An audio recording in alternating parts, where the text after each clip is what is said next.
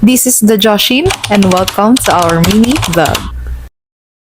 Grabe, ang dami kong labahin. 4 na basket, mga puti at bedsheets namin. Natambakan talaga ako ng labahin gawa nung nakaraang Tuesday, Kids Scout Day Camp nila Kuya Sayon. Buti na lang ngayong araw walang pasok sila Kuya Sayon sa school. Mas napagod akong tignan nung nasegregate ko na yung mga labahin ko. Biruin mo, 6 na basket tapos ito pa, sobrang nakakaiyak. Hinango na ni Mama Claire yung mga puti tapos sinunod ko na tong damit ng mga bata na di kulay at dinagdagan ko ng isang timbang tubig. Tapos inayos ko lang tong sarili ko kasi pupunta kami ni Kuya Sayon sa palengke. Tinanong ko nga to si Mama Claire kung okay lang siya at kung anong gusto niyang merienda. Sagot niya nga sa akin kahit ano daw, Mang, parang ang hirap hanapin nun.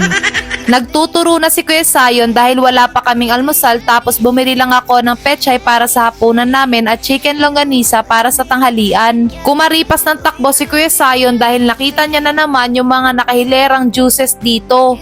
Sour! Sour? Bahala ka dyan, ubusin mo yan, ikaw pumili niyan.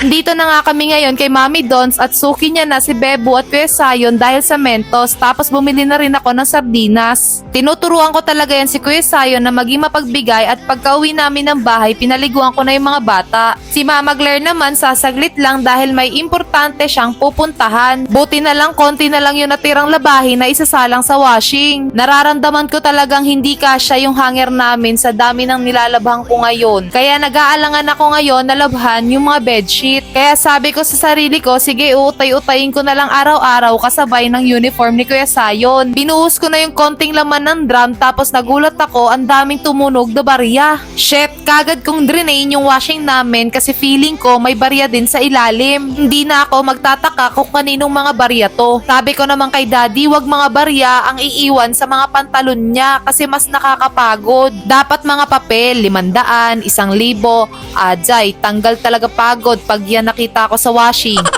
'Di ba? Sabi ko na buti isa lang. Pagkatapos kong magbanlaw at magwalis sa garahe namin, nag-igib at nagluto na ako ng tanghalian namin. Grabe yung gutom ni Bebo, kahit hindi pa luto yung ulam, kumain na siya. And for today's vlog, ang ulam namin ay natirang ulam kagabi na pritong isda at lechong manok tapos longganisa. Guys, grabe yung kalat ni Kuya Sayon. Tinuturuan ko na kasi si Kuya Sayon kumain ng nakakamay at dapat pagkaganito mahaba yung pasensya mo. Pagkatapos namin kumain, pinatulog ko na yung mga bata at tatapusin ko na tong paglalaba ko. Ayan nga pala yung mga natira kong labahin, bedsheet, pillows at kumot. O tara, simulan na natin magbanlaw ng may fabric para makaligo at makapagpahinga na ako. Unang salang ko pa lang sa dryer, nakabalik na kagad sila Mama Claire. Sabi ko nga kay Mama Claire, wag niya muna akong tulungan, kumain muna sila. O siya, sana talaga kayanin ng hanger sa dami ng labahin ko. Hanggang dito na lang, see you on our next vlog.